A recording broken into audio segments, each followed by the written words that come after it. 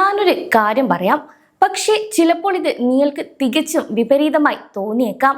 പശ്ചിമേഷ്യൻ രാജ്യങ്ങളിൽ വലിയ തോതിലുള്ള രാഷ്ട്രീയ പിരിമുറുക്കങ്ങളും അടിയൊഴുക്കുകളും നടക്കുമ്പോൾ ഇവിടെയുള്ള ബിസിനസ്സുകൾ തകരുമെന്നാണ് നാട്ടിലിരിക്കുന്ന പലരും കരുതുന്നത്. എന്നാൽ സത്യം പറഞ്ഞാൽ അവിടെ നടക്കുന്നത് നേരെ തിരിച്ചാണ്. ഗൾഫ് രാജ്യങ്ങൾ അവരുടെ സാമ്പത്തിക അടിത്തറ പൂർണ്ണമായി മാറ്റിയെഴുതുകയാണിപ്പോൾ. വിപണി ഒരുപാട് മാറി, അതും വളരെ വേഗത്തിൽ. ഇനി ഇത് നമ്മളെ ബാധിക്കുമോ എന്ന് ചോദിച്ചാൽ തീർച്ചയായും ബാധിക്കും. നമ്മൾ വിചാരിക്കുന്നത് ഇതൊക്കെ വലിയ കോടീശ്വരന്മാർക്കുള്ള കളിയാണെന്നാണ്. ഹൗസ് ലോണും പേഴ്സണൽ ലോണും ഒക്കെയായി കഷ്ടപ്പെടുന്ന ഒരു സാധാരണ പ്രവാസി മലയാളിക്ക് ഈ ഗൾഫ് IPO കുതിപ്പ് കൊണ്ട് എന്തെങ്കിലും കാര്യമുണ്ടോ? ഹോണസ്റ്റ്ലി ഞാനും ആദ്യം ഇത് തന്നെ ചോദിച്ചിരുന്നു. എന്നാൽ ഇവിടെ ഒരു ട്വിസ്റ്റ് ഉണ്ട്. കേവലം എണ്ണയെ മാത്രം ആശ്രയിച്ച് ഇനിയും മുന്നോട്ട് പോകാൻ കഴിയില്ലെന്ന് UAEക്ക് സൗദി അറേബ്യയ്ക്കും കൃത്യമായി തന്നെ അറിയാം. അതിനായി അവർ കണ്ടെത്തിയ പുതിയൊരു വഴിയാണ് വലിയ സർക്കാർ കമ്പനികളുടെ ഓഹരി വിപണിയിലേക്ക് തുറന്നു കൊടുക്കുക എന്നത്. ഇതിനെ അവർ ഇക്കണോമിക് ഡൈവേഴ്സിഫിക്കേഷൻ എന്ന് വിളിക്കുന്നു. എന്നാൽ പണം ഒഴുകുന്ന വഴി മാറുമ്പോൾ നമ്മളും മാറേണ്ടതുണ്ടോ? എന്നാൽ തീർച്ചയായും വേണം. നമ്മൾ ട്രെൻഡ് ചേസ് ചെയ്യുകയാണോ അതോ ട്രെൻഡ് നമ്മളെ ചേസ് ചെയ്യുകയാണോ എന്ന് ഒരു നിമിഷമെങ്കിലും ആലോചിക്കണം. ഇനി ഒന്ന് നിൽക്കൂ, ഒരു സെക്കൻഡ്.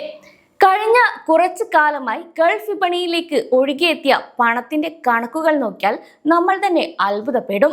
ഈ 2026 ആദ്യ പാദത്തിൽ മാത്രം ദുബായ് ഫിനാൻഷ്യൽ മാർക്കറ്റിലേക്ക് ഒഴുകിയെത്തിയത് ഏകദേശം 61 ബില്യൺ ദിർഹത്തിന്റെ വമ്പൻ ട്രേഡിംഗ് വോളിയമാണ് എന്ന് ചില പ്രാഥമിക റിപ്പോർട്ടുകൾ നേരത്തെ സൂചിപ്പിച്ചിരുന്നു.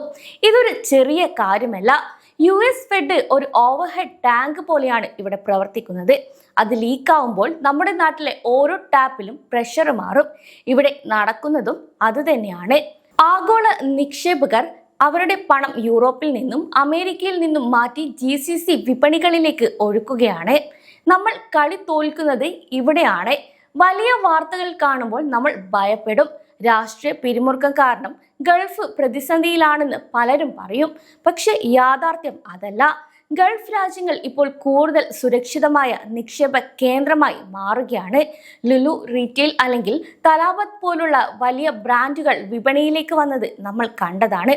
ഇത് വെറുമൊരു തുടക്കം മാത്രമാണ്. ഇവിടെ അബുദാബി സെക്യൂരിറ്റീസ് എക്സ്ചേഞ്ച് അല്ലെങ്കിൽ ദുബായ് ഫിനാൻഷ്യൽ മാർക്കറ്റ് പോലുള്ള വിപണികളിൽ വരാൻ പോകുന്ന മാറ്റങ്ങൾ വളരെ വലുതാണ്. ഇൻഫ്ലേഷൻ, അതായത് വില കൂടുന്നു, അത്ര തന്നെ. ഇതിനെ മറികടക്കാൻ ഇത്തരം വലിയ കമ്പനികളുടെ ഓഹരികൾ വാച്ച് ലിസ്റ്റിൽ ഉൾപ്പെടുത്തുക എന്നത് ശ്രദ്ധിക്കേണ്ട ഒരു ഓപ്ഷൻ ആയിരിക്കും. കാര്യങ്ങൾ ഇനി ഇങ്ങനെയൊക്കെ ആയ സ്ഥിതിക്ക് ഇനി ഇത് നമ്മൾ എവിടെ കൊണ്ടുപോകും? നിങ്ങളൊരു സാധാരണ പ്രവാസിയാണെങ്കിൽ നിങ്ങളുടെ ശമ്പളവും EMIയും ഒക്കെ കൃത്യമായി പ്ലാൻ ചെയ്യേണ്ടതുണ്ട്. നാട്ടിലേക്ക് പണം അയക്കുമ്പോൾ എക്സ്ചേഞ്ച് റേറ്റിൽ ഉണ്ടാകുന്ന വ്യത്യാസം നമ്മൾ ശ്രദ്ധിക്കാറുമുണ്ട്. അതിനൊപ്പം തന്നെ ഗൾഫിൽ വെച്ചുണ്ടാക്കുന്ന പണം അവിടെ തന്നെ വളർത്താൻ എന്തെങ്കിലും വഴിയുണ്ടോ എന്ന് നോക്കണം. പലരും ചോദിക്കാറുണ്ട് ഇതിൽ റിസ്ക് ഇല്ലേ എന്ന്. എന്നാൽ റിസ്ക് ഇല്ലാത്ത എന്താണ് ഈ ലോകത്തുള്ളത്? ബാങ്കിലെ FD നിരക്കുകൾ മാത്രം നോക്കിയിരുന്നാൽ നമ്മുടെ പണം ഇൻഫ്ലേഷൻ കാരണം കുറഞ്ഞു പോകും. അതുകൊണ്ട് മികച്ച കമ്പനികളുടെ IPO വരുമ്പോൾ അത് കൂടുതൽ സ്റ്റഡി ചെയ്യേണ്ടതുണ്ട്. ഇനി ഏതെങ്കിലും ഒരു അഡ്വർടൈസറുമായി ചർച്ച ചെയ്യുക എന്നത് നിങ്ങളുടെ സാമ്പത്തിക സുരക്ഷിതത്വത്തിനും നല്ലതാണ്. ഇനി ഇതൊരു സാധാരണക്കാരന്റെ പോക്കറ്റിനെ എങ്ങനെ ബാധിക്കുമെന്ന് നോക്കാം. നിങ്ങളുടെ ഗ്രോസറി ബില്ലുകൾ കൂടുന്നു, വീട്ടുവാടക കൂടുന്നു.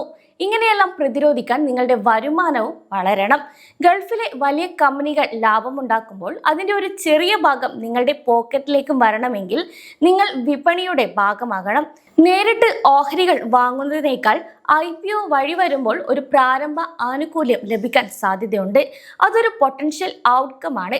പക്ഷെ അതിനു മുൻപ് ആ കമ്പനിയുടെ സാമ്പത്തിക ഭദ്രത കൃത്യമായി മനസ്സിലാക്കണം. ഇത് പലപ്പോഴും നമ്മൾ മിസ് ചെയ്യുന്നതാണ്.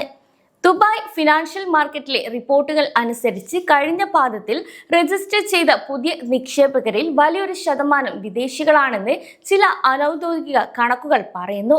ഒരൊറ്റ നമ്പർ എല്ലാം മാറും. സൗദി അറേബ്യയുടെ തദാവുൾ വിപണിയിലും വലിയ ബിസിനസ് മുന്നേറ്റമാണ് ഇവിടെ രേഖപ്പെടുത്തുന്നത് എന്ന് തദാവുൾ ഔദ്യോഗിക ഡേറ്റ വ്യക്തമാക്കുന്നു. ഇനി ഒന്ന് ശ്രദ്ധിച്ചോ, വിപണി മാറുകയാണ്. വിപണിയിൽ ഒരു IPO വരുമ്പോൾ അതിലേക്ക് അപ്ലൈ ചെയ്യാൻ വലിയ തുക വേണം എന്ന് ഒരിക്കലും കരുതരുത്. കുറഞ്ഞ തുക കൊണ്ട് തന്നെ പങ്കാളിയാകാൻ ചില ബാങ്കുകളും ഇപ്പോൾ സൗകര്യം ഒരുക്കുന്നുണ്ട്. അബുദാബി കൊമേഴ്ഷ്യൽ ബാങ്ക് അല്ലെങ്കിൽ ഇരട്ട ബാങ്കുകളുടെ ആപ്പുകൾ വഴി ഇപ്പോൾ എളുപ്പത്തിൽ NIN അതായത് നാഷണൽ ഇൻവെസ്റ്റർ നമ്പർ എടുക്കാൻ സാധിക്കും. ഇത് തികച്ചും സൗജന്യമാണ്. നിങ്ങളുടെ എമിറേറ്റ്സ് ഐഡിയും ബാങ്ക് വിവരങ്ങളും നൽകിയാൽ മിനിറ്റുകൾക്കുള്ളിൽ ഇത് പൂർത്തിയാക്കാൻ കഴിയും. അതിനുശേഷം നിങ്ങൾക്ക് ഇഷ്ടമുള്ള ബ്രോക്കറേജ് സ്ഥാപനത്തെ തിരഞ്ഞെടുക്കാം. നമ്മൾ പലപ്പോഴും വാട്സപ്പിൽ വരുന്ന വ്യാജ വാർത്തകൾ വിശ്വസിച്ച് പണം കളയാറുണ്ട്. അതിനാൽ ഗ്യാരണ്ടീഡ് റിട്ടേൺ തരാമെന്ന് പറയുന്ന ആപ്പുകളിൽ പോയി വീഴരുത്. ഈ ഗൾഫിലെ ഔദ്യോഗിക വിപണികൾ നൽകുന്ന സുരക്ഷിതത്വം മറ്റൊന്നിനും നൽകാൻ കഴിയില്ല.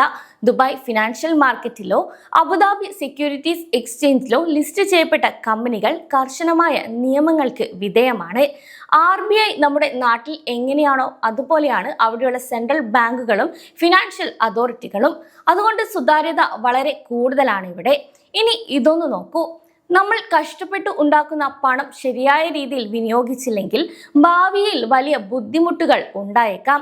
ഇനി നമ്മൾ ശ്രദ്ധിക്കേണ്ട ഒരു ഓപ്ഷൻ എന്തെന്നാൽ വരാൻ പോകുന്ന വലിയ റീറ്റെയിൽ ടെക്നോളജി കമ്പനികളുടെ IPO ലിസ്റ്റുകൾ എപ്പോഴും നിരീക്ഷിക്കുക എന്നതാണ്. ഈ ഒരു നമ്പർ ശ്രദ്ധിക്കണം. GCCയിലെ വിപണി മൂലധനം വരും വർഷങ്ങളിൽ വലിയ തോതിൽ വർദ്ധിക്കുമെന്നാണ് അന്താരാഷ്ട്ര സാമ്പത്തിക ഏജൻസികളുടെ വിലയിരുത്തൽ. ഇത് നമ്മൾ കാണാതെ പോകരുത്. വിപണിയിലെ ട്രെൻഡുകൾ ഇപ്പോഴും മാറിക്കൊണ്ടിരിക്കുന്ന ഒരു സാഹചര്യമാണ് ഉണ്ടാവുക. ഇന്ന് ലാഭത്തിലുള്ള കമ്പനികൾ നാളെ തകരാം. അതുകൊണ്ട് ഒരു അഡ്വർടൈസറുമായി ചർച്ച ചെയ്യാൻ വേർത്താണിത്. സ്വന്തം റിസ്ക് എടുക്കാനുള്ള ശേഷി അനുസരിച്ച് മാത്രം തന്നെ മുന്നോട്ട് പോവുക. സാധാരണയായി നമ്മൾ വിചാരിക്കുന്നത് പണം ബാങ്കിൽ സൂക്ഷിച്ചാൽ അത് സുരക്ഷിതമായിരിക്കുമെന്നാണ്. എന്നാൽ പണത്തിന്റെ മൂല്യം കാലത്തിനനുസരിച്ച് കുറയുന്ന ഒരു പ്രതിഭാസമാണ് ഇൻഫ്ലേഷൻ. ഉദാഹരണത്തിന് 10 വർഷം മുമ്പ് ഒരു ചായക്കുണ്ടായിരുന്ന വിലയല്ല ഇന്ന്. അപ്പോൾ നമ്മുടെ വരുമാനവും അതിനനുസരിച്ച് വർദ്ധിച്ചില്ലെങ്കിൽ നമ്മൾ സാമ്പത്തികമായി പിന്നോട്ട് പോകും. ഗൾഫ് രാജ്യങ്ങളിൽ ജോലി ചെയ്യുന്ന ഭൂരിഭാഗം മലയാളികളും അവരുടെ സമ്പാദ്യം നാട്ടിലേക്ക് അയക്കുകയോ അല്ലെങ്കിൽ സാധാരണ ബാങ്ക് അക്കൗണ്ടുകളിൽ സൂക്ഷിക്കുകയോ ചെയ്യുകയാണ് പതിവ്.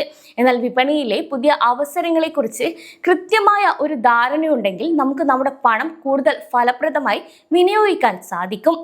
സത്യം പറഞ്ഞാൽ പ്രവാസികൾക്ക് അവരുടെ സാമ്പത്തിക ഭദ്രത ഉറപ്പാക്കാൻ ലഭിച്ച ഏറ്റവും നല്ലൊരു കാലഘട്ടമാണിത്. രാഷ്ട്രീയ നീക്കങ്ങൾ എപ്പോഴും തകർച്ച ഉണ്ടാക്കുക മാത്രമല്ല, ചിലപ്പോൾ വലിയ അവസരങ്ങളും തുറന്നു തരാറുണ്ട്. അത് തിരിച്ചറിയുന്നവർ മാത്രമാണ് സാമ്പത്തികമായി ഇവിടെ വിജയിക്കുന്നത്. ഇനി നമ്മൾ വെറുമൊരു കാഴ്ചക്കാരനായി തുടരണോ അതോ ഈ ഒരു മാറ്റങ്ങളുടെ ഭാഗമാകണോ എന്ന് സ്വയം തീരുമാനിക്കുക. ഈ വിഷയം കൂടുതൽ പഠിക്കാൻ താല്പര്യമുള്ളവർക്ക് ഔദ്യോഗിക വെബ്സൈറ്റുകളും സന്ദർശിക്കാവുന്നതാണ്. ഒരു ഉദാഹരണം കൂടെ ഇവിടെ പറയാം. നമ്മൾ നാട്ടിലൊരു ചെറിയ ചായക്കട തുടങ്ങുന്നു എന്ന് വിചാരിക്കുക. കട വലിയ വിജയമാകുമ്പോൾ അതിന് കൂടുതൽ ബ്രാഞ്ചുകൾ തുടങ്ങാൻ നമ്മൾ ആഗ്രഹിക്കും. പക്ഷെ നമ്മുടെ കയ്യിൽ അതിനുള്ള ഒരു പണം കാണില്ല. അപ്പോൾ നമ്മൾ എന്താണ് ചെയ്യുക? നാട്ടിലെ സുഹൃത്തുക്കളോട് പറയും, നിങ്ങൾ കുറച്ച് പണം തരൂ, പകരം ഞാൻ ഈ കടയുടെ ലാഭത്തിൽ നിന്നും ഒരു വിഹിതം നിങ്ങൾക്ക് നൽകാം. ഇതേ കാര്യം തന്നെയാണ് വലിയ കോർപ്പറേറ്റ് കമ്പനികളും അന്താരാഷ്ട്ര തലത്തിൽ ഇവിടെ ചെയ്യുന്നത്. ഗവൺമെന്റ് കമ്പനികൾ അവരുടെ ഓഹരികൾ വിൽക്കുമ്പോൾ അവർ കൂടുതൽ വിപുലീകരണത്തിന് ഇവിടെ തയ്യാറാവുകയാണ്.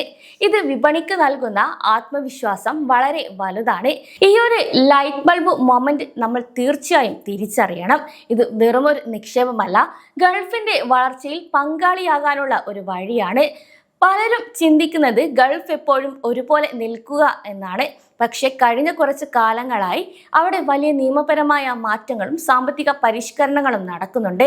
വിദേശികൾക്ക് ബിസിനസ് എന്ന് വേണ്ട ഉടമസ്ഥാവകാശം നൽകുന്നത് മുതൽ വിപണിയിലെ സുതാര്യത വർദ്ധിപ്പിക്കുന്നത് വരെയുള്ള കാര്യങ്ങൾ ഇതിന്റെ ഭാഗമാണ്. ഒരർത്ഥത്തിൽ ഇത് നല്ലൊരു ലക്ഷണമാണ്. കാരണം സുരക്ഷിതമായ വിപണിയിൽ മാത്രമേ പണം ദീർഘകാലത്തേക്ക് വരികയുള്ളൂ. നിങ്ങളുടെ പോക്കറ്റിൽ നിന്നും വാങ്ങുന്ന ഓരോ രൂപയും എവിടെയാണ് എത്തുന്നതെന്ന് കൃത്യമായ ഒരു ധാരണ വേണം. അതിനാൽ നിങ്ങൾ നിരന്തരം വിപണി വാർത്തകൾ നിരീക്ഷിക്കണം. ഇനി ഏതെങ്കിലും ഒരു വാട്സപ്പ് ഗ്രൂപ്പിൽ കണ്ടു എന്ന് കരുതി മാത്രം തീരുമാനങ്ങൾ എടുക്കരുത്. കൂടാതെ വിശ്വസനീയമായ മാധ്യമങ്ങളിൽ വരുന്ന വിവരങ്ങൾ മാത്രം ആശ്രയിക്കുക. ഇനി നമ്മളിത് അവസാനിക്കുമ്പോൾ ചിന്തിക്കേണ്ടത് ഒരൊറ്റ കാര്യമാണ്. വിപണിയിലെ ഈ ഒരു IPO കുതിപ്പ് ഒരു തരംഗം മാത്രമാണോ അതോ വലിയൊരു മാറ്റത്തിന്റെ തുടക്കമാണോ? വരും മാസങ്ങളിൽ പുറത്തു വരാൻ പോകുന്ന സാമ്പത്തിക കണക്കുകൾ ഇതിന് കൃത്യമായ മറുപടി നൽകും. നമ്മൾ എപ്പോഴും ജാഗ്രതയോടെ ഇരിക്കുക. പണം സൂക്ഷിച്ച് കൈകാര്യം ചെയ്യുക. അതുമാത്രമല്ല, ഒരു കാര്യം കൂടി നമ്മൾ ഗൗരവമായി കാണണം. വിപണിയിൽ ഓവർ സബ്സ്ക്രിപ്ഷൻ വരുമ്പോൾ എല്ലാവർക്കും വിചാരിച്ച പോലെ ഓഹരികൾ ലഭിക്കണമെന്നില്ല. അത്തരം സാഹചര്യങ്ങളിൽ നിങ്ങളുടെ പണം തിരികെ അക്കൗണ്ടുകളിലേക്ക് വരും. അതുകൊണ്ട് വലിയ അമിത പ്രതീക്ഷകൾ ഇല്ലാതെ കൃത്യമായ കണക്കുകൂട്ടലുകളോടെ മാത്രം മുന്നോട്ട് പോകുക. എപ്പോഴും ഒരു പ്ലാൻ ബി നിങ്ങളുടെ കയ്യിൽ ഉണ്ടായിരിക്കുകയും വേണം. നിങ്ങളുടെ മാസ വരുമാനത്തിന്റെ വലിയൊരു പങ്ക് ഇത്തരം വിപണികളിലേക്ക് മാറുന്നതിന് മുൻപ് അടിയന്തര ആവശ്യങ്ങൾക്കുള്ള ഫണ്ട് മാറ്റിവെച്ചിട്ടുണ്ടെന്ന് ഉറപ്പുവരുത്തുക. ഇത് നിങ്ങളുടെ സുരക്ഷിതത്വം വർദ്ധിപ്പിക്കും. ഇനി ഗൾഫ് വിപണിയിലെ പുതിയ മാറ്റങ്ങൾ നിരീക്ഷിക്കുന്നത് നിങ്ങളുടെ സാമ്പത്തിക അറിവ് വർദ്ധിപ്പിക്കാൻ സഹായിക്കും. പശ്ചിമേഷ്യൻ രാഷ്ട്രീയവും സാമ്പത്തിക രംഗവും തമ്മിലുള്ള ബന്ധം വളരെ അടുത്താണ്. അത് മനസ്സിലാക്കി മുന്നേറുന്നവർക്ക് ഭാവി സുരക്ഷിതമായിരിക്കും. ഈ വീഡിയോ ഇൻഫോർമേഷണൽ പേർപ്പസിന് മാത്രമാണ്. ഏതെങ്കിലും ഫിനാൻഷ്യൽ ഡിസിഷൻ എടുക്കുന്നതിന് മുൻപ് ഒരു സെബി രജിസ്റ്റേർഡ് അഡ്വൈസറുമായി ബന്ധപ്പെടുക.